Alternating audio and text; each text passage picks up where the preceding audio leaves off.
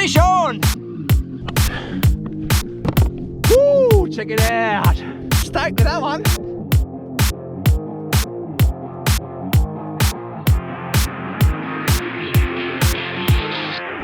And we're on again!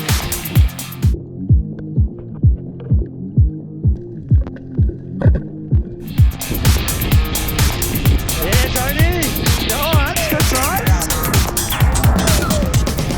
In this episode, I'll be exploring the Ningaloo Coast lying further up Coral Bay and then make my way towards Bruboodjoo. If you like off-grid camping as much as we do, but you still want to have some sort of contact with civilization, I would highly recommend this little gem. Bruboodjoo, or 9 Mile Camp, is only 30 minutes drive from Coral Bay, and they always have sites available here even in the peak season when everything is booked out. For only $10 a night, you have to bring your own toilet though and be fully self-sufficient. I found the little roundabout camp area is the best place to stay. It's close to the beach, boat launch, and usually gets a good group of people here. It has some decent wind protection as well. I first only wanted to stay here for a few days, but I ended up staying there for 3 weeks. It was that good.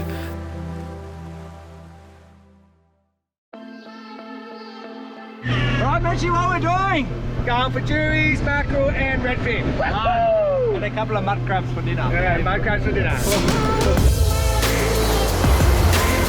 Fishing is just next level over here. Ningaloo Reef is just a stone throw away from the beach. And luckily enough, I met Mitch and Marty with their 2 little kids. They took me out on a boat for a couple of days. We had an awesome time out there.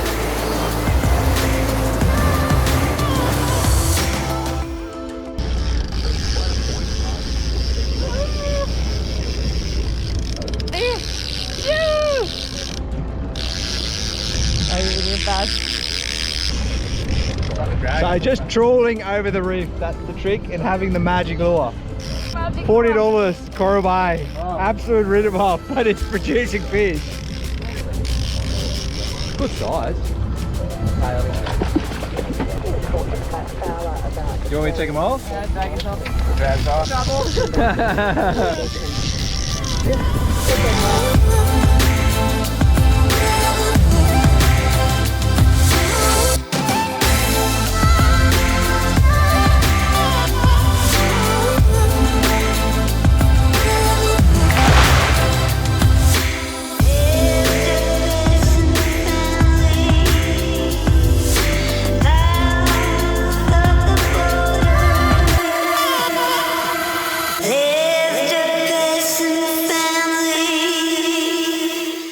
Today I'm heading off to Five Finger Reef in Coral Bay. It's a 4-wheel drive track down the road past the petrol station. Not too bad of a drive. And I'm going to do some snorkeling over there.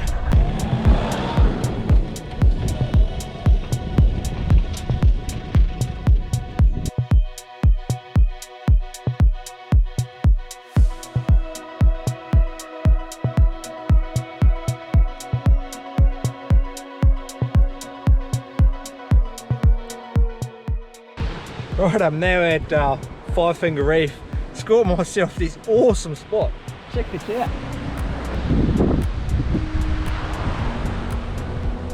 No one here at all. Yeah, right, you wish. There's a few people around here, but still, it's a good spot. I've been here a few times before and there's some epic snorkeling, some really great reef and some good spearfishing, I hope. I'll see what I can get.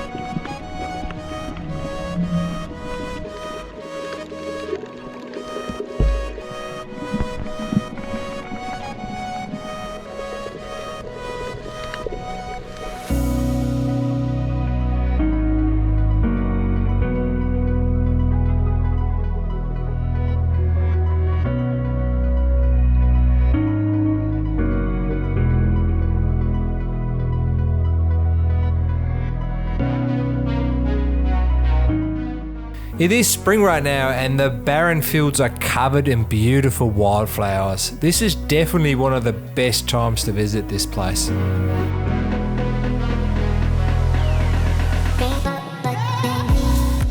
Spring is not only a beautiful season, but also one of the busiest.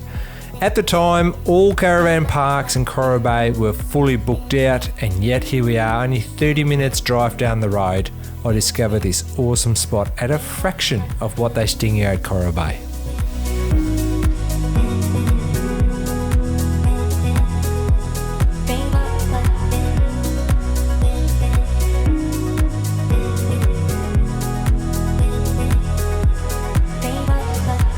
If you like our videos, give us a thumbs up or hit the subscribe button if you want to see more of us.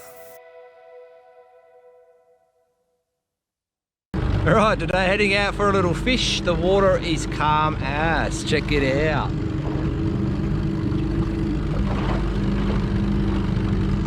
Absolute glass off out here. So, been pretty lucky so far. Knock on wood, we'll get some good fish today. See how we go.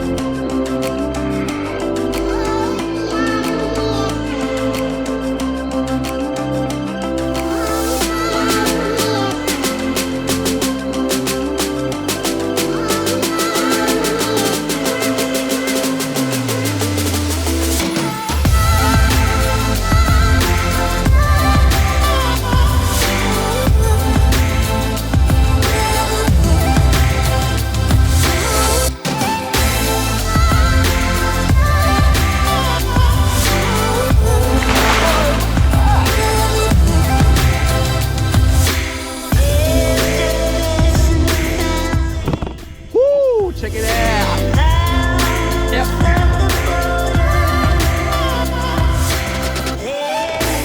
Well, that was good fun. That thing is so big, I don't even have a place to put it. It doesn't even fit in my bow.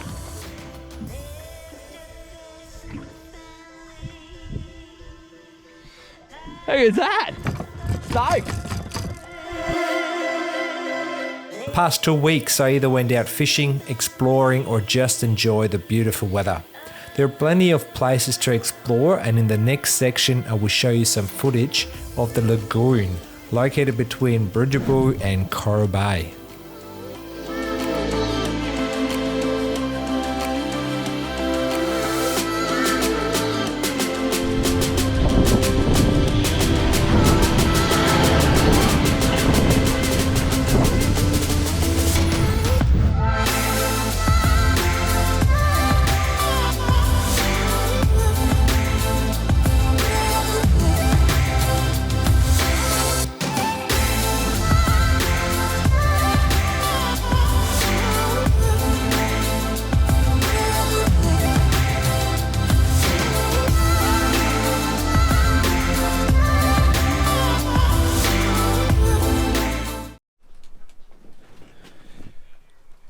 Good morning.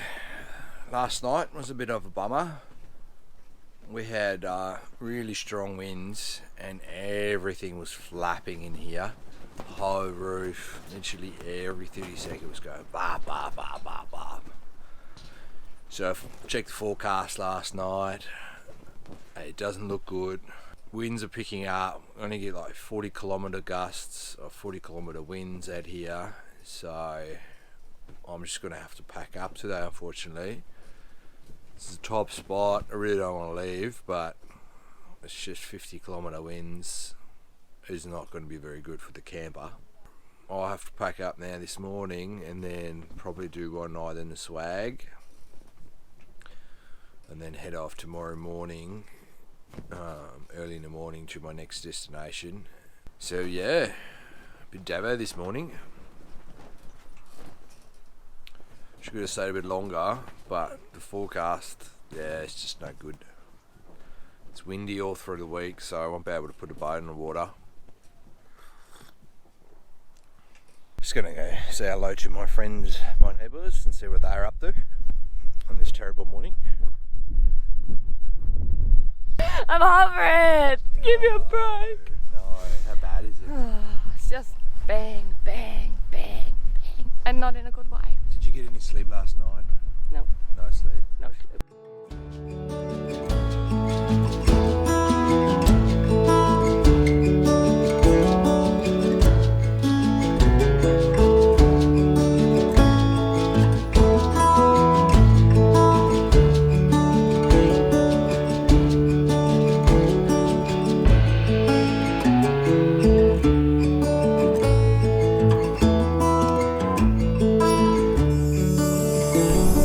Like I said, it was a bad wind last night in camp, and it was rattling the living daylights out of my camper, and I was a bit worried that if the wind gets any stronger, it's going to do some damage to the NX. So basically made a decision to pack it all up. It was forecasted 50 kilometres, above 50 kilometre winds, so last night I think it was about 35, 40. Yeah, and like I said, it's rattled the living daylight out of it, and I had a little bit of damage, not too much. A couple of straps ripped, nothing that I can't repair. Alright, just in Exmouth doing a bit of restocking, resupplying. Off to the pub.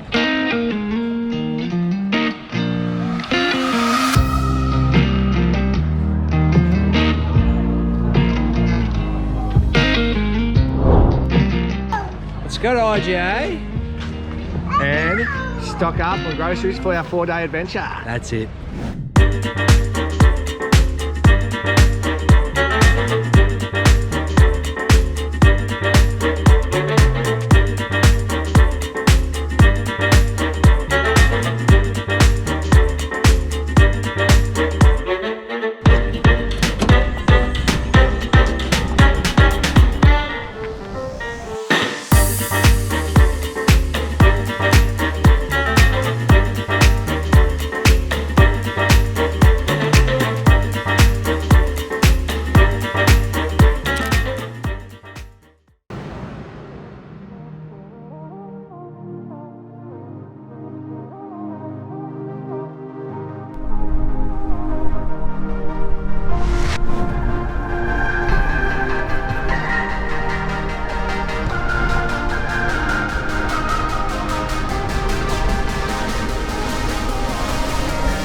Cape Keraudren National Park.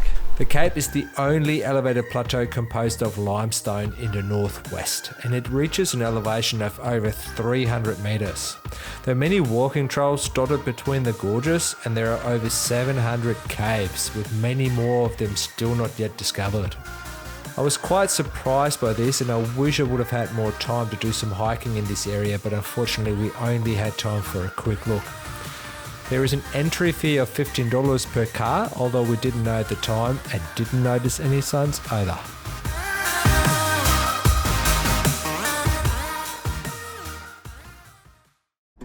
Oh my god, Mish and Marty just told me they are coming with me to Broome. They're cancelling their trip down to Margaret River, or postponing it, and heading in the opposite direction with me, going to Broome.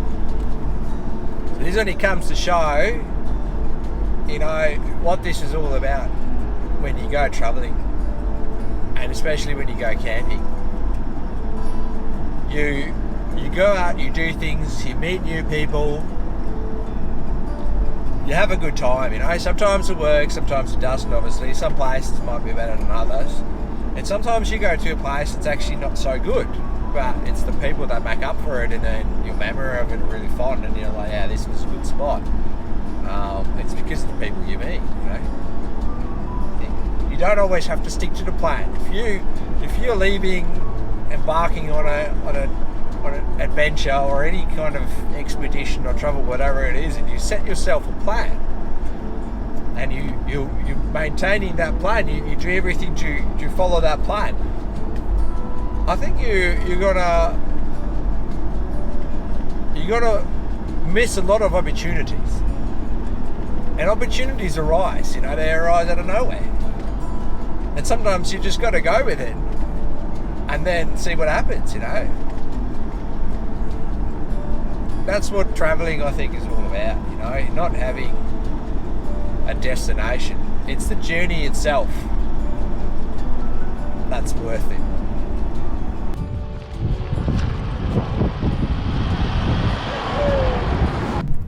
Rightio, arrived at Cape Keraudren, setting up. Look at these boys. Some crabs. You ready to put a boat in the water?